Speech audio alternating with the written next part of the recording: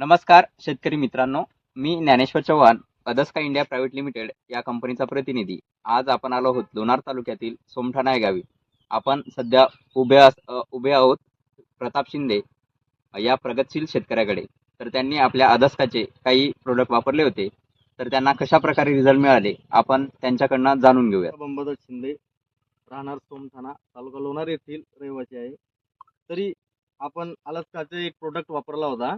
आपल्याला थोडी अडचण येत होती, त्यामुळे म्हटलं हा नवीन एकदा प्रोडक्ट वापरून पाहू आपण.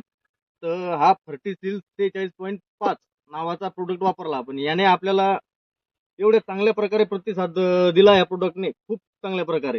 म्हणजे आपले जे हे झाडांचे फळं होते, आता भरपूर शेतकरी आपल्याला असे सांगायचे की जे जे वरचे फळं येतात ते काही मोठाले होणार नाहीत.